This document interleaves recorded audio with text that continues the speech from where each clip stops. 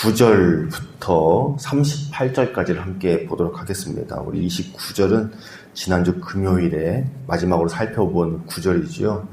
하나님께서 소돔과 고모라의 죄악을 멸하시기 위해서 천사를 보내셔 유황불을 내리십니다. 그러나 아브라함의 간절한 기도, 6번을 반복한 간절한 기도, 그것을 들으신 하나님께서 물론 그 기도만 들으신 것이 아니라 그간 아브라함의 관계, 그 아브라함이 하나님을 신실하게 믿고 순종한 것까지를 다 포함한, 그런 것들을 포함한 아브라함을 생각하사 롯에게 자비를 베푸셔서 천사들이 그 롯의 가정을 강권적으로 붙들으셔서 구원하시는 내용. 그리고 나서 이제 마지막이 바로 29절의 고백인 거죠. 그 엎으시는 중에 하나님께서 아브라함을 생각하사 롯을 내보내셨더라. 그것으로 이제 귀결되는데, 그 이후의 내용을 함께 보도록 하겠습니다. 안타깝게도 롯이 이러한 재앙을 만났음에도 불구하고, 모든 것이 잿더미가 됐음에도 불구하고 자기 삼촌 아브라함에게로 가지 않는 안타까운 모습 나타나 있는데요. 함께 29절을 이어서 38절까지 한번 읽어보겠습니다. 하나님이 그 지역의 성을 멸하실 때, 곧 롯이 거주하는 성을 엎으실 때에 하나님이 아브라함을 생각하사 롯을 그 엎으시는 중에서 내보내셨더라. 롯이 소알에 거주하기를 두려워하여 두 딸과 함께 소알에서 나와 산에 올라가 거주하되, 그 두 딸과 함께 굴에 거주하였더니 큰 딸이 작은 딸에게 이르되, 우리 아버지는 늙으셨고 온 세상의 도리를 따라 우리의 배필될 사람이 이 땅에는 없으니 우리가 우리 아버지에게 술을 마시게 하고 동침하여 우리 아버지로 말미암아 후손을 이어가자 하고, 그 밤에 그들이 아버지에게 술을 마시게 하고 큰 딸이 들어가서 그 아버지와 동침하니라. 그러나 그 아버지는 그 딸이 눕고 일어나는 것을 깨닫지 못하였더라. 이튿날 큰 딸이 작은 딸에게 이르되, 어젯밤에는 내가 우리 아버지와 동침하였으니 오늘 밤에도 우리가 아버지에게 술을 마시게 하고 내가 들어가 동침하고 우리가 아버지로 말미암아 후손을 이어가자 하고, 그 밤에도 그들이 아버지에게 술을 마시게 하고 작은 딸이 일어나 아버지와 동침하니라. 그러나 아버지는 그 딸이 눕고 일어나는 것을 깨닫지 못하였더라. 롯의 두 딸이 아버지로 말미암아 임신하고 큰 딸은 아들을 낳아 이름을 모압이라 하였으니 오늘날 모압의 조상이요, 작은 딸도 아들을 낳아 이름을 베남미라 하였으니 오늘날 암몬 자손의 조상이었더라. 아멘. 어제 내용을 조금 더 보충해서 함께 살펴보도록 하겠습니다.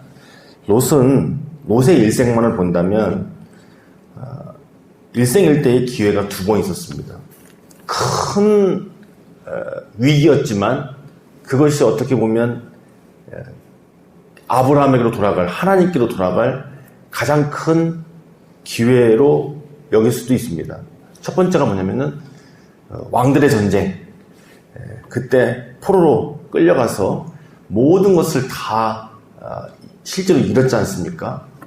목숨을 잃어버릴 수도 있었고 모든 족속들이 다 종살이를 할 수 있었던 그때에 아브라함이 자신을 위해서 생명을 걸고 전쟁에 참전해 주셨고 하나님께서 함께 하사 승리를 주셨어요. 그래서 롯은 건짐을 받았지 않습니까? 모든 것을. 그런데 롯의 선택은 회개하고 아브라함에게로, 약속의 땅으로, 하나님께로 가는 것이 아니라 소돔왕을 따라서 또다시 소돔과 고모라에 거주를 한 거예요. 그것이 첫 번째 큰 어떤 회개의 기회였는데, 다시금 제자로 돌아올 수 있는 기회였는데 그것을 롯은 거부하였습니다.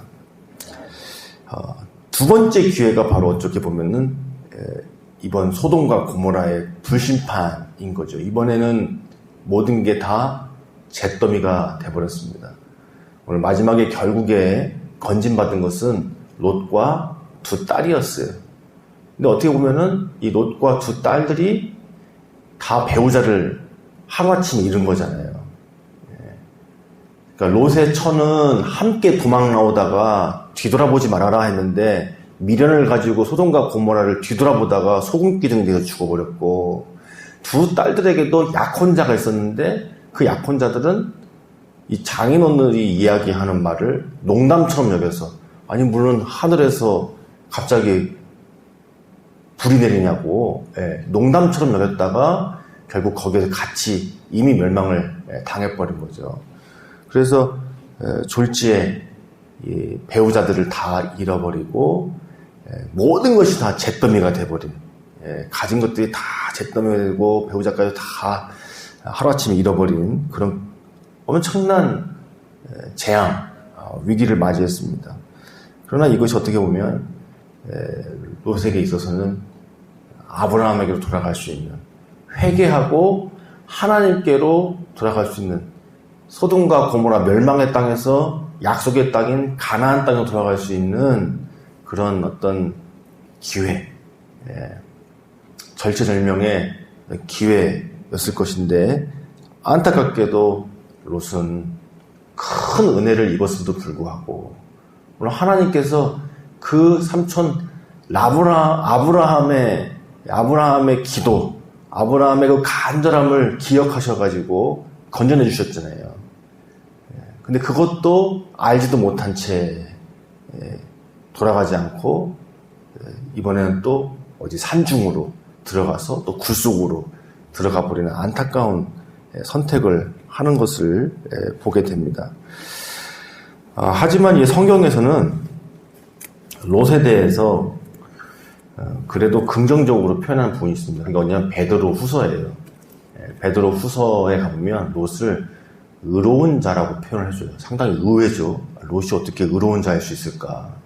근데 이제 성경에서 가장 좀 뭐라 그럴까, 공부를 해야 될 단어가 의로움이라는 단어예요. 의롭다 했을 때 다양한 의미가 있거든요. 다양한 포지션이 있어요. 자, 보통 우리가 제일 잘하는 의로움은 하나님께서 우리를 의롭게 여기시더라. 우린 전혀 의로운 존재가 아닌데 우리를 사랑하시고 우리를 구원하시는 하나님을 믿었더니 하나님께서 그것을 의로움으로 여겨주셨더라. 이런 의로움이 있어요. 이런 의미에서 의로움. 그러니까 예수님께서 우리를 위하여 생명을 대신 내어주시고 피값으로 치러주셔서 모든 죄값을 대신 치러주셔가지고 의롭게 된 것, 빚을 청산한 것, 더 이상 죄 없음, 이렇게 선언받은 것, 그 자체를 의롭다라고 해주는 의가 있어요. 우리가 보통 아는 의로움이죠. 그러니까 그런 차원에서 롯도 의롭다고 해준 부분이 있어요. 그런 의미에서. 근데 성경에 또 뭐가 있냐면 진짜 의로운 게 있어요. 하나님을 닮은 사람으로서, 충성된 사람으로서 하나님 말씀을 준행하기 때문에 하나님께서 의롭다. 우리가 보통 정의롭다 할 때 그런 뉘앙스의 의롭다도 성경에 분명히 있습니다. 근데 이 후자는 아닌 거죠, 롯이. 베드로후서에서 롯을 어떻게 표현하냐면 죄악된 세상 속에서 그 악함을 바라보면서 심령이 상했던 사람이다. 이렇게 표현하고 있습니다. 그런 의미에서 그래도 롯이 마음 한구석에서는 그래도 하나님을 기억하고 하나님의 사람으로서 그 죄악된 세상 속에서 상심하며 살아가던 그런 사람이라고 베드로후서에서 표현을 해주고 있어요. 하지만 그 부분을 제외하고는 오늘 이 사건, 유황불 심판을 받아서 모든 것이 잿더미가 돼버리고 또 아내를 잃어버리고 모든 것을 다 잃어버렸던 롯과 롯의 처는 신약에서도 곳곳에서 좋지 않은 예로 드는 것이 보통입니다.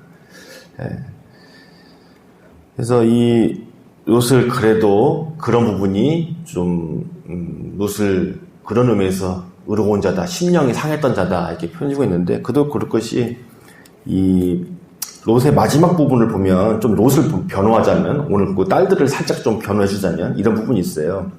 그 소돔과 고모라에서 산 것은 분명히 잘못된 것이죠. 세상 속에 한 발을 거치고 산 게 아니라 세상 속에서 아예 푹 들어가서 산 사람이잖아요, 롯은요. 그런데 천사 둘이 그 소돔으로 들어오니까 롯도 자기 삼촌처럼 이 외지인을 극진히 모시려고 하는 마음이 있는 거예요.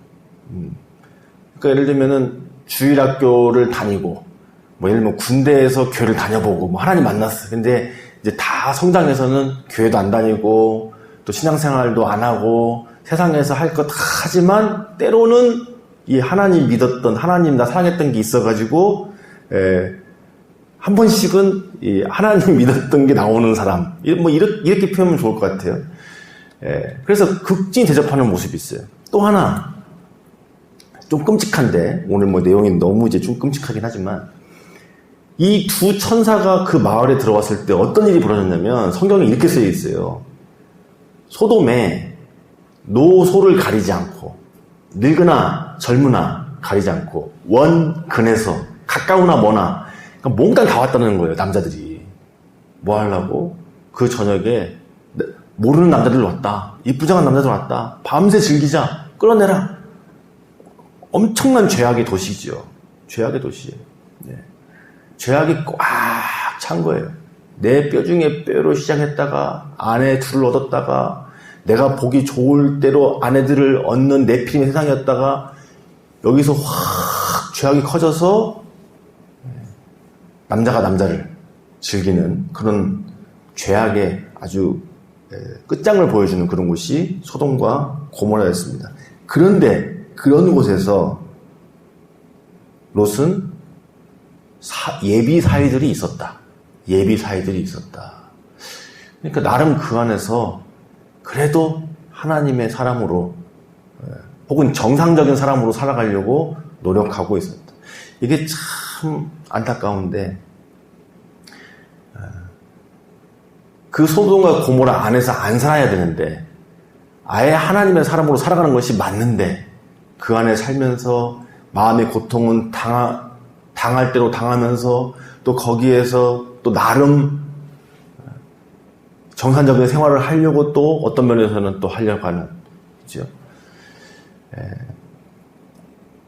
세상에서 가장 귀하죠. 여기 보면은 처와 딸들이 나오는데 그 안에서 살망정, 소돔과 고모라의 살망정, 남자가 남자를 즐기는 그런 죄악된 곳 살망정, 이 딸들에게만큼은 정상적인 남자를 만나게 해주려고 하는, 정상적인 사회를 드리려고 하는 노력이 묻어나오는 것을 보게 됩니다. 그런데 하지만 거기까지라는 거죠.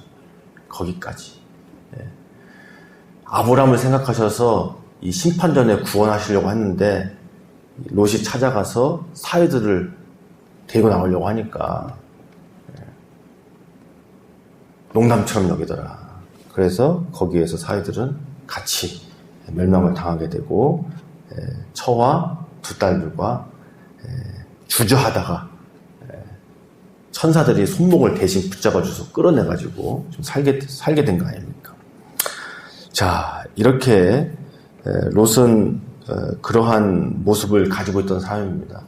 하나님을 아는 것이 마음 한구석에 있었지만 그 삶 자체는 세상 속에서 여전히 살고 있는, 그래서 심령을 상할 대로 상하면서 살면서도 또 한편으로는 나름 고분분투한 흔적이 있는 그런 모습. 자, 그런 인물들이었는데 안타까운 것은 그 심판 이후에 어쩌면 다시금 회복할 수도 있었던, 아브라함에게도 갈 수 있었던, 약속의 땅으로 갈 수 있었던 그 기회를 또다시 저버리고 롯은 이 산으로 올라가서 동굴 속에 거처를 삼고 삽니다. 근데 오늘 참 끔찍하고도 비극적인 일을 하죠. 두 딸들이 왜 이런 생각을 했는지는 모르겠지만 이제 그것을 이제 추측해 보겠지만 아버지와 동침을 해가지고 자손을 보기로 결정을 해요. 그리고 아버지를 술을 먹여서 그런 일을 감행을 하는 대목이 나옵니다. 자, 근데 왜 그랬을까 좀 변호를 하자면 첫 번째는 뭐냐면 소돔과 고모라가 불심판을 당해서 다 멸절당해버린 거잖아요. 이건 상상치도 못한 재앙일 수 있죠. 그러니까 온 세상이 멸망당한 줄 알았다는 거예요. 온 세상이 멸망당할 줄 알았다는 거예요. 그래서 정말로 이 세상에는 이 지구상에는 이렇게 딸랑 3명만 남았다라고 생각했을 수도 있다. 굳이 예를 들면 신학자들이 그렇게 이야기를 합니다. 근데 이게 불가능한 해석이 아닌 게 뭐냐면은 실제로 이런 경우가 적지 않은데 2차 대전 때도 어떤 일이 있었냐면 그 일본 군들 중에 전쟁이 안 끝난 줄 알고, 그러니까 45년도에 핵폭탄 터져서 끝났잖아요. 그런데 안 끝난 줄 알고 그걸 믿을 수가 없어가지고 두 사람이 그런 사람이 있었는데 28년간 산속에서 숨어 살고 29년간 숨어 산 장교들이 있어요. 실제로 28년 동안 산 사람들은 심지어 그 사람의 전직 상관이었던 28년 전에 자기 직속 상관이 그 사람을 찾아와가지고 전쟁 끝났다, 임무 종료됐다, 나와라 해가지고 나온 사람도 있어요. 실제 역사적으로 28년, 29년을 전쟁이 끝났다라고 몰라서 숨어 지내서 나오면 죽는 줄 알아서 실제로 그렇게 산 사람들이 역사적으로 있습니다. 그러니까 이것이 전혀 불가능한 해석은 아닌 거죠. 불심판을 받아서 세상에 정말 이렇게밖에 없다, 이렇게 해서라도 자손을 이어가야 된다는 생각. 근데 그것은 이제 좀 희박한 해석이긴 하죠. 근데 두 번째는 뭐냐면 그만큼이나 타락한 세상 속에서 살았다. 그러니까 이런 우리가 엄청난 재앙을 만나면 정상적인 사고를 할 수가 없잖아요. 아무리 똑바른 사람도 큰 충격을 받으면 정상적인 사고를 할 수가 없죠. 그래서 성경에 보면 염려와 두려움이 무서운 게 뭐냐면, 이 특히나 염려나 두려움이라는 단어의 원어를 분석해 보면 이거예요. 정상적인 사고를 할 수가 없다는 뜻이에요. 그러니까 하나님 앞에 바르게 쓸 수 없게 만드는 게 염려와 두려움이에요. 염려와 두려움이 쫙 오면 우리가 믿음의 방법으로 살아갈 수가 없어요. 그래서 하나님께서 염려하지 말라고 하고 두려워하지 말라고 한 거예요. 염려하지 말고 하나님 앞에 다 가지고 나와서 기도하라고 하는 거예요. 왜냐면 염려와 두려움에 휩싸여버리면 하나님 앞에 나아갈 수도 없고 하나님 주신 방법으로 살아갈 수가 없으니까 그렇게 말씀하신 거예요. 또 하나, 두려움하지 말라고 하는데 성경에 두려움이라는 단어가 365번 나온답니다. 그래서 보통 그렇게 얘기하죠. 사람은 매일매일 두려워한다고. 근데 하나님께서 두려워하지 말라고, 나를 바라보라고, 나를 믿으라고 이렇게 말씀하신다고 하는데, 사람이라는 존재가 그런 존재이기 때문에 이런 엄청난 충격 속에서, 재앙 속에서 정상적인 사고를 할 수가 없지요. 근데 하물며 이 소돔과 고모라에서 아마 이 두 딸들이 태어났거나 어릴 때부터 커왔을 것인데, 이런 상상치 못한 불심판의 재앙 속에서 이런 잘못된 결정을 하게 될 수 충분히 있었을 거다. 왜냐면 주변에서 본 것, 들은 것대로 행하는 거니까요. 아무리 나름 바르게 살려고 했고 예비 신랑까지 있었음에도 불구하고 이런 재앙 속에서는 그랬을 것이다. 이게 죄악의 무서움이라는 걸 보는 거예요. 마지막으로 오늘 이 술 얘기가 나오잖아요. 성경에서 두 번째 공식적으로 나오는 장면입니다. 우리가 한참 전에 노아의 포도주 이야기를 했는데, 이제 술에 대해서 다양하게 설명을 하지만, 술 취하지 말라냐 어떠냐 하지만, 대부분 노아의 술 이야기와 이 부분의 술 이야기는 보통 얘기하지 않거든요. 첫 번째의 포도주 사건, 두 번째의 이 롯과 딸들의 이 끔찍한 사건에 술이 개입한다는 것을 보게 됩니다. 자, 원어로는 똑같은 단어예요. 원어로는 와인, 영어로는 와인으로 써져 있고, 원어로는 똑같은 단어로 쓰여 있습니다. 포도주긴 합니다. 근데 우리 한국 성경이 약간 뉘앙스를 살렸어요. 노아 때는 포도주였는데 지금 여기서는 술이라고 쓰잖아요. 우리 한글 성경은 좀 뉘앙스를 그쪽으로 일부러 한 거예요. 예. 그래서 술을 먹여서 또 술을 먹여서 4번 반복해서 나옵니다. 예. 그래서 이 술이 무엇을 하느냐? 끔찍한 죄악을 덮어버리는 거잖아요. 인식을 못하게 만드는 거예요. 딸들도 아는 거죠. 이거는 사실은 해서는 안 되는 일이라는 걸 너무 아는 거예요. 그러나 큰 충격 속에서 이렇게 해서라도 자손을 이어가야 한다는 그런 잘못된 생각을 실행하기 위해서 그들도 알지만 어떻게 하느냐? 술을 먹여서 죄악을 인지하지 못하게 이렇게 해버리는 거예요. 이게 술의 무서움인 거죠. 그래서 반복적으로 4번이 나옵니다. 그래서 이 술에 대한 성경의 관점을 분명하게 보여주는 거죠. 자, 또 하나, 우리 성경은 이제 그래서 처음에는 포도주였다가 술이라는 표현을 했는데 원어에서는 똑같은 단어 쓴다고 했잖아요. 그러니까 원어적으로 볼 땐 또 그래요. 뭐냐면 노아를 무너뜨렸던 그 술이 또다시 등장해서 롯의 가정을 무너뜨렸다. 자, 홍수 심판이 나서 세상이 다 멸절됐습니다. 그리고 8가족 남은 거예요. 근데 이 노아의 가족은 경건한 가정이었잖아요. 100년간 함께 방주를 지었던. 근데 그 가정을 무너뜨린 것, 물론 무너뜨린 것은 술이 직접적인 것은 아니었습니다. 조력자 정도 된 거죠. 사실은 함의 어떤 이 교만함이라고 할까요? 그것이 결정적인 거였지만 그것을 가능하게 한 조력자가 술이었다는 거예요. 근데 그 포도주가 다시 등장한 거예요. 이번엔 불심판 이후에 모든 것이 멸절된 상태에서 건진받았지 않습니까? 절체절명의 위기에서 건진받았어요. 근데 건진받자마자 이 롯의 가정을 비참하게 무너뜨린 것. 물론 술이 직접적인 것은 아니었으나 그간의 소돔과 고모라에서 산 삶이 그들을 그렇게 만든 거긴 하지만 강력하게 조력한 것이 뭐냐면 술이라는 거죠. 그래서 성경에서 첫 번째 등장할 때의 노아의 포도주, 다시금 등장할 때는 불심판 이후에 롯의 가정에서 이 술이라는 것이 등장하죠. 거기까지 좀 참고로 볼 수 있도록 했습니다. 자, 이렇게 한 주간의 첫 새벽을 좀 보기에는 좀 끔찍하긴 하지만 성경에 나온 순서니까 우리가 보게 됩니다. 그러나 우리는 아브라함을 생각해야 됩니다. 아브라함.